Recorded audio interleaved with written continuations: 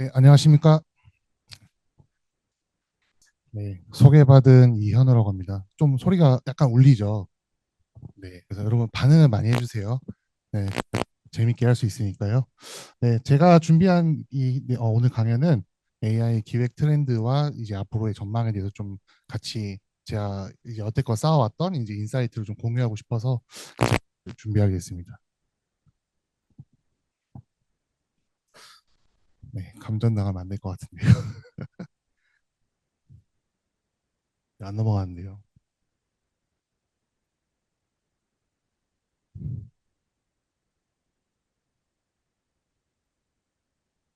아, 예. 저희 간단한 소개 드리겠습니다. 저는 지금 경기도 과천에서 일하고 있고요. 뭐 처음 시작했던 거는 이제 VR과 AR, 메타버스 이런 것도 했었고, 네.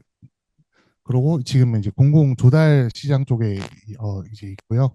저는 이제 기술 트렌드 공부하는 것들을 네? 마이크 뭐 잘못 잡았나요? 아, 멀리 떨어져서 네, 떨어졌습니다. 저는 이제 기술 트렌드 이렇게 공부하는 거 되게 좋아합니다. 그래서 저희 대표님 모시고 이제 엑스포 같은 것도 많이 다니고 컨퍼런스도 듣고 작년 한 해에 이제 AI 관련된 강의는 한 몇백 개 정도 들어봤던 것 같아요. 네, 그리고 지금 하고 있는 프로젝트는 이제 조달 시장에 진입할 수 있도록 이제 내비게이션을 해주는 그런 서비스를 고도화하고 있고 제가 지금 이제 구현하려고 하는 모델은 이제 새롭게 조달 시장에 들어오는 기업들이 어떤 조달 시장에 들어가야 되고 어느 지역에 판매를 해야 되고 이제 이런 것들을 추천 모델을 공공 데이터 기반으로 구현하려는 프로젝트를 준비하고 있습니다. 굉장히 머리가 아픈 상황입니다. 일단 먼저 AI 관련된 이슈에 대해서 저희가 한번 되짚어보는 시간 좀 가질 건데요. 웬만한 것들은 아실 거예요. 일단 첫 번째로 챗 GPT가 쭉쭉쭉 발전해가지고 뭐 4, 5 미니까지는 아실 텐데 요즘엔 또 위드 캔버스라는 뭐 베타 버전이 또 나왔어요. 그럼 조만간 이제 챗 GPT 5.0이 나오겠죠. 그리고 이제 클로드라는 또 AI에서 이제는 컴퓨터가 내 명령 하나로 자기 컴퓨터를 이제 조종을 해주는 것까지 구현이 됐습니다. 3번은 제가 질문하고 싶어서 한번 올려봤어요. 10만 개 vs 3천 개 이게 무엇의 차이일까요? 혹시 아시는 분 계실까요? 10만 개 vs 3천 개. 네. 네. GPU 말씀하신 분 누구신가요? 손 들어봐주세요. 감사합니다. 네, 맞습니다. GPU의 숫자에 대해서 이야기한 겁니다. 국내에서는 대기업들이 투입을 해도 3천 개 또는 그 막 몇만 개까지 가지 못하고 있는데요. 지금 미국 같은 경우는 막 몇만 개, 막 10만 개씩 이렇게 GPU를 때려박고 있습니다. 그리고 이제 아시겠지만 가장 최근에 피그마 AI 버전, 베타 버전으로 나왔다가 또 잠시 막혀 있고요. 왜냐하면 이 피그마 AI 때문에 너무 베끼기가 심해졌어요. 기획에 대한 그런 아이디어들. 베끼기가 심해서 잠깐 막혀 있고 그 다음에 이제 라지 랭귀지 모델, 뭐 SLLM, 그리고 레그 같은 게 또 나와 있고 6번은 중요하죠. 도메인 특화 되나요? 여러분이 지금 일하고 계시는 그 도메인에서 여러분의 지식, 여러분들이 쓸 수 있는 AI랑 툴들이 도메인에 특화되어 있나요? 이거 굉장히 중요합니다. 마지막 7번은 엔비디아 실적입니다. 네. 혹시 엔비디아 주식 가지고 계신 분 계신가요? 아, 많이 계시네요. 네, 저는 주식 못 해가지고 하나도 없습니다. 근데 이제 엔비디아가 잘 된다는 것은 그만큼 앞으로도 AI 산업이 계속 발전할 수 있다는 가능성을 이제 의미하고 있기 때문에 주식을 안 하시더라도 엔비디아 실적에 대해서는 알아보시는 게 좋을 것 같습니다. 일단 AI 죄송합니다. 밥을 안 먹었다. AI 시대에서 가장 중요한 거는 저희는 결국 미국을 봐야 돼요.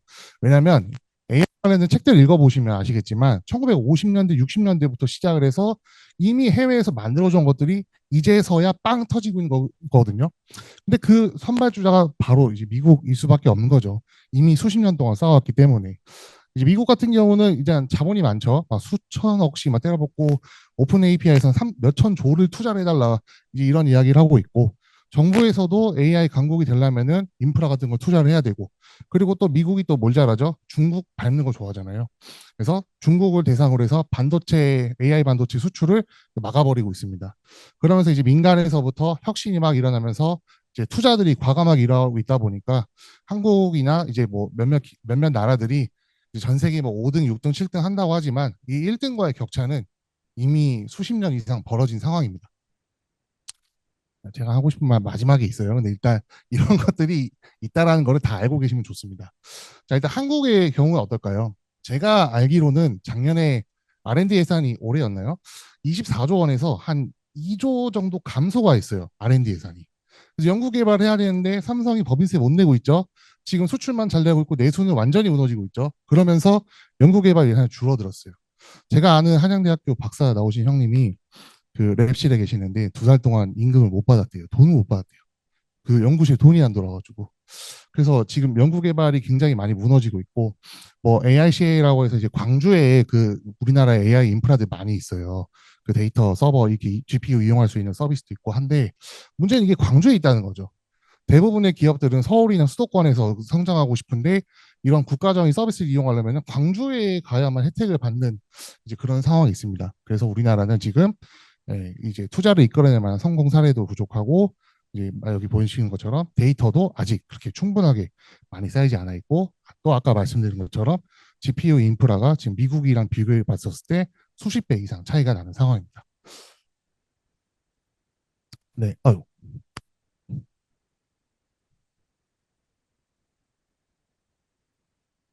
네, 그리고 다음에 이제 지원 사업 관련된 건데요. 혹시 본인 회사에서 바우처 지원 사업 하시는 분이신가요? 클라우드 바우처, AI 바우처. 네, 죄송합니다. 괜히 물어봤네. 네, 우리나라 지금 AI 산업은요, 바우처 사업 의존도가 굉장히 높아요.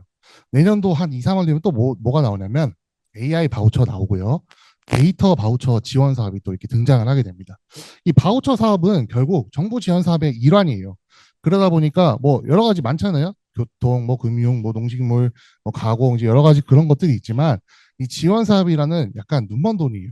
그러다 보니까 이 지원 사업으로 해서 뭔가를 데이터를 구축을 하고 AI 솔루션 만들고 싶어도 결국에는 지원 사업의 폐해가 드러날 수밖에 없어요. 이제 그 바우처 같은 거 하시면 제가 이제 저는 이제 물어보거든요. 물어보고 미팅하고 이런 것들을 하는데 맨날 뭐 얘기하면은 자체 솔루션이 있어요. 자체 모델이 있어요. 아, 저 이거 다 됩니다.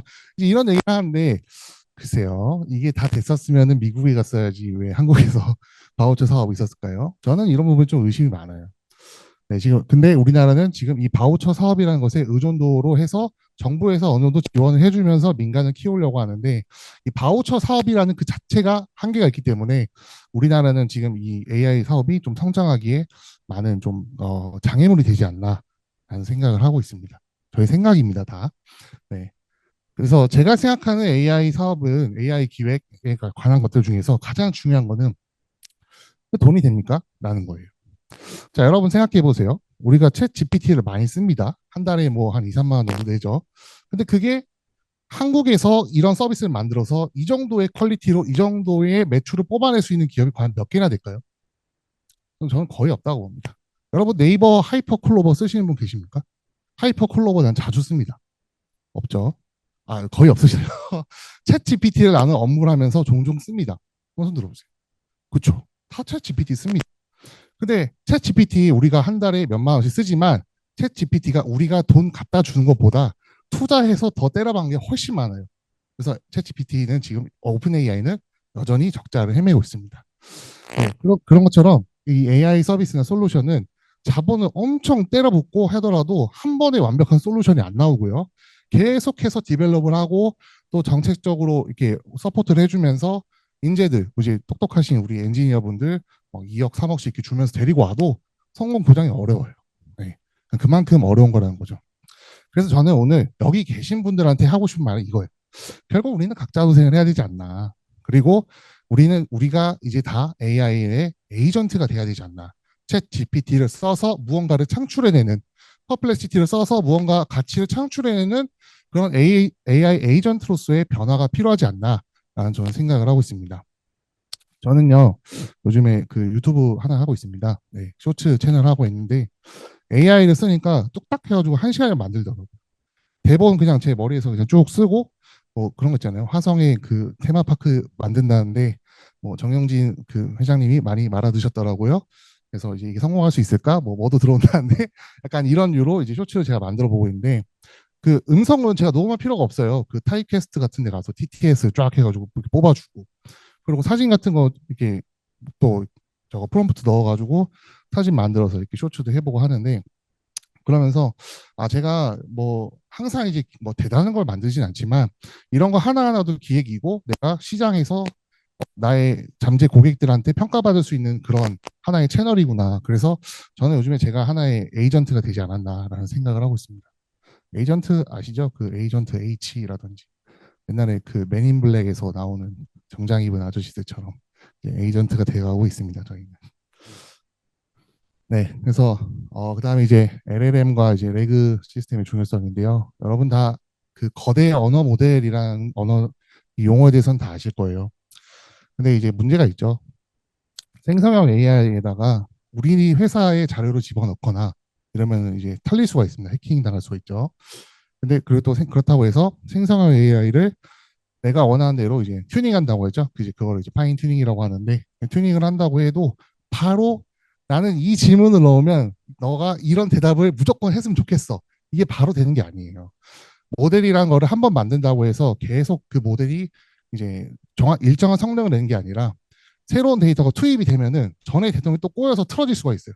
그러면 또 수정을 해야 되고 그러면서 이제 계속해서 이제 모델이 업그레이드가 돼 가는데 이제 이 LLM 같은 경우는 오픈 AI에서 지금 다 연구 개발하고 돈 쓰고 이제 하고 계시죠.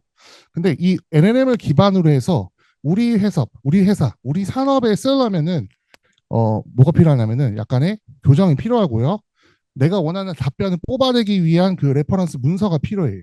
그래서 그거를 검색을 해서 얘가 이제 데이터 그 저장소에서 내가 어떤 것을 입력을 했었을 때 LLM 플러스 내가 집어넣어 놓은 그 문서를 기반으로 이렇게 답변을 뽑아주는 거를 이제 레그라고 합니다.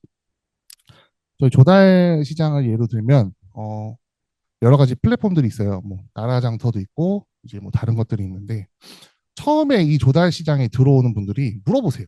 뭘 준비해야 됩니까? 어떻게 해야 됩니까? 문서 어떻게 써야 됩니까? 물어보죠. 그러면은 저희가 사람이 답변할 수도 있습니다. 하지만 LLM도 답변할 수 있어요. 그런데 정확도는 저 같은 사람 전문가가 더 정확도가 높죠.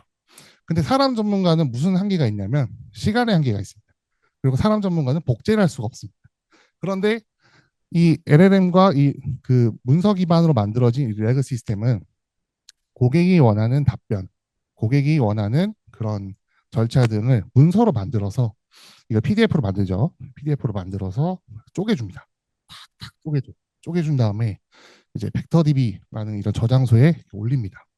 그 올리면은 이제 유저분께서 뭐 나라장터에 진입을 하고 싶으면 어떻게 해야 돼?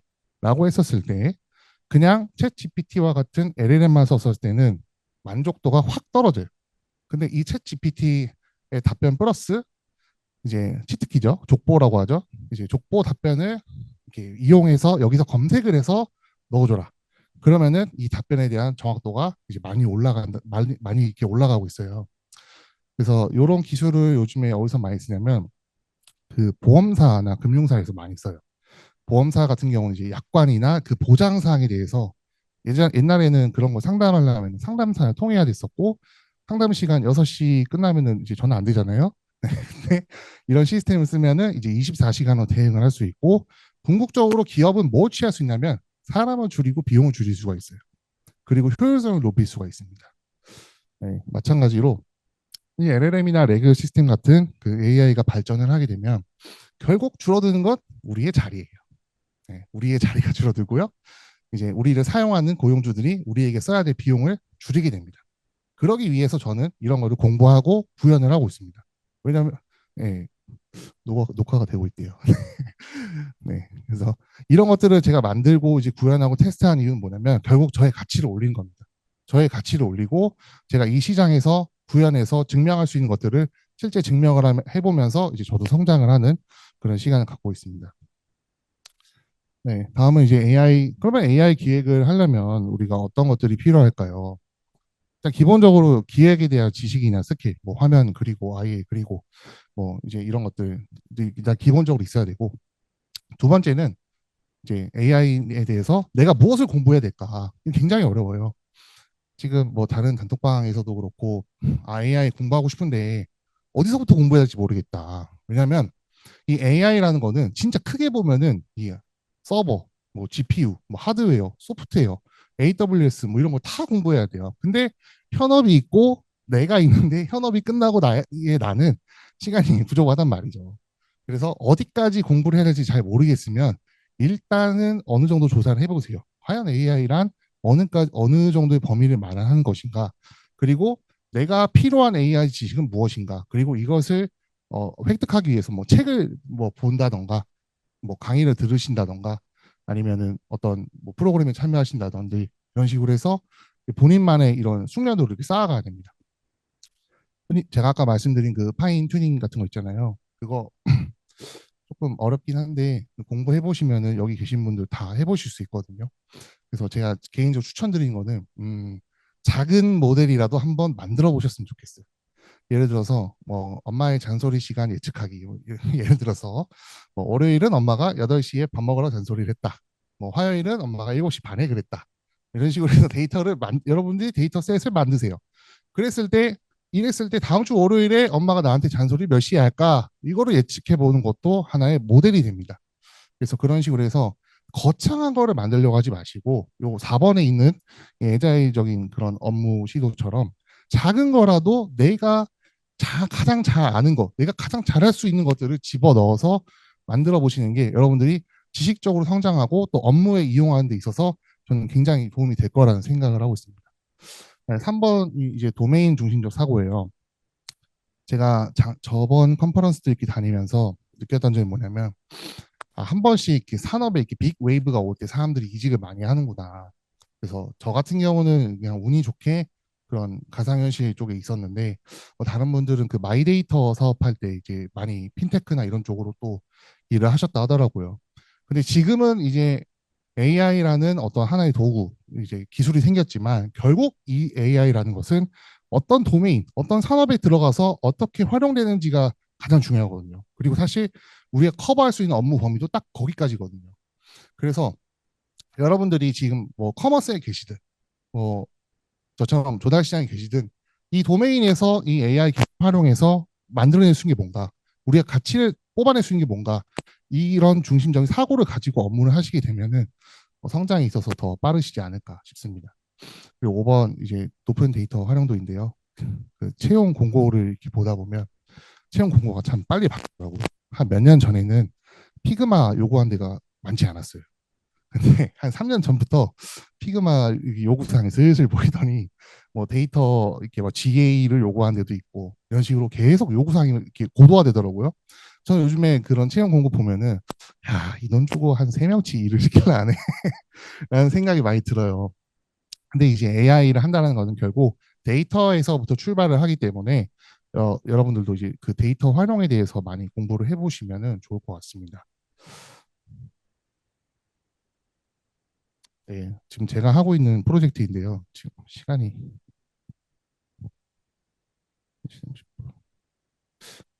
너무 빨리 했네요.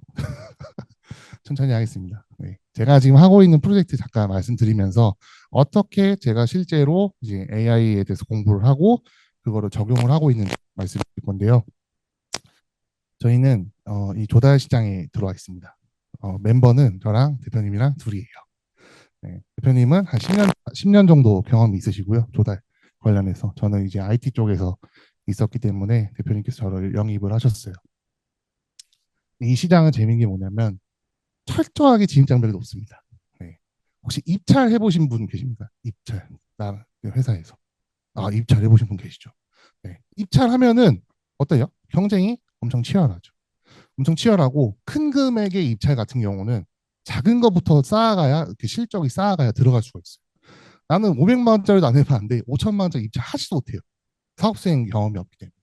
그래서 이 입찰이나 또는 이게 물품을 제조하는 이 조달 시장에 들어온 분들은 컨설팅을 하게 됩니다. 그 비용이 뭐 300만 원에서 이제 네, 신기술 같은 이제 비싼 것들은 몇 천만 원씩 들어가는데요. 근데 저희는 이 시장을 좀 깨고 싶었어요. 왜냐면 이 조달 시장의 플레이어들이 좀 나쁘신 분들이 많아요. 네, 이제 착수금 받고 다 됩니다 해놓고 안 해요. 그러고 뭐 하고 있어요? 그러면 하고 있습니다. 잘 되고 있습니다. 안 돼요. 그러고 나서 이제 폐업시켜 버리고 창업을 하는 그런 나쁜 분들이 있어요. 그래서 저희 대표님은 이거를 우리가 IT화 시켜서 DX화 시켜서 이제 사람들이 이제 그 진입 장벽을 낮추고 우리의 시스템을 이용을 하면은 누구나 쉽게 컨설팅의 비싼 비용을 지불하지 않고도 조달 시장에 들어오는 이런 정보와 노하우 절차들을 획득을 해갔으면 좋겠다. 제 대표님의 꿈이었어요. 그래서 제가 이제 제시한 방안은 어, 데이터로 써야 되는데 뭐가 있을까 하다가 공공 데이터를 들어가 보니까 공공 데이터 포털에 꽤 재밌는 게 많더라고요. 그러니까 저희는 이제 경쟁사들을 분석을 해서 이제 새로 진입하는 이 회사가 어떻게 진출했으면 좋겠다. 이거를 제시하는 거거든요. 그랬을 때 공공 데이터에 보니까 이미 조달 시장에 들어와 있는 기업들에 대한 데이터가 쫙 깔려 있는 거예요.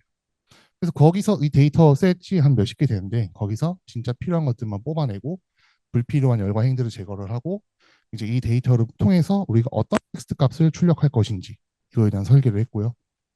그리고 이 내부 데이터라는 거는 이제 컨설팅을 진행했던 뭐 신청서라든지 아니면은 뭐 설명서, 규약서 이제 이런 문서들이 있어요. 이런 문서들을 이제 규격화를 시켰습니다. 네, 규격화를 시켜서 PDF로 만들었고 내부 데이터 플러스 참고 문서 제작이 결국 같은 말이에요.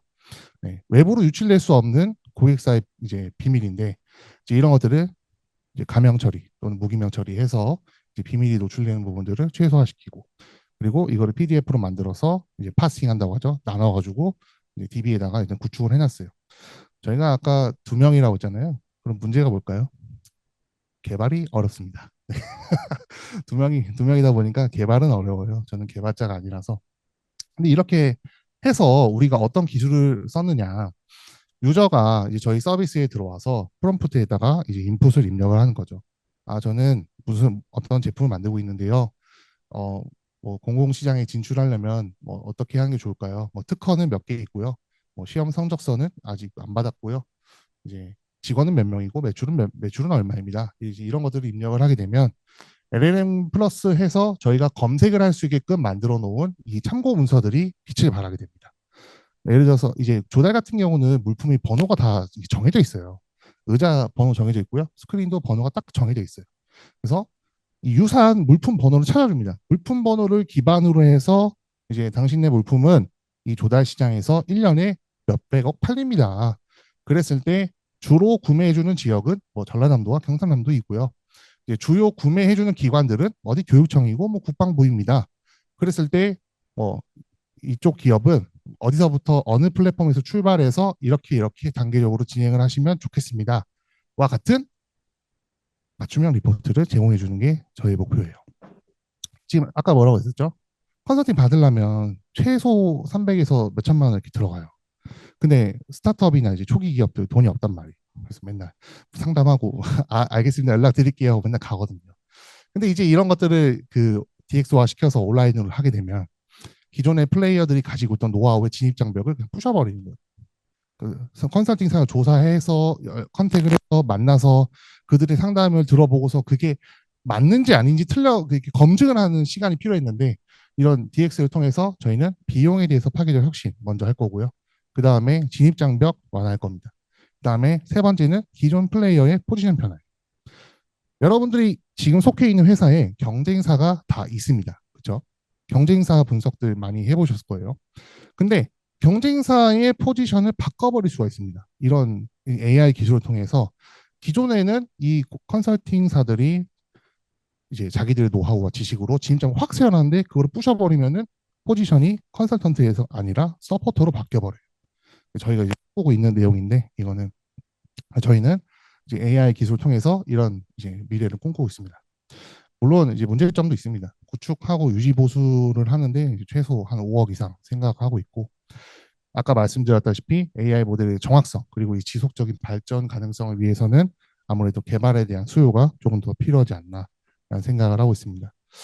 네, 마지막으로 제가 드리고 싶은 말씀은 여러분들도 지금 바로 이렇게 AI에 대해서 배우고 시작해 보셨으면 좋겠습니다. 밑에 공부하기 좋은 채널들도 넣어놨고요.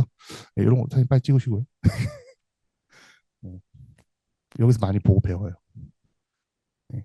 꼭 개발자 아니어도 다 하실 수 있거든요. 그래서 꼭 본인만의 모델을 만들어 보고 테스트하면서 성장해 나가시면 좋겠습니다. 네, 다 찍으셨죠? 네, 이상으로 마치겠습니다. 감사합니다.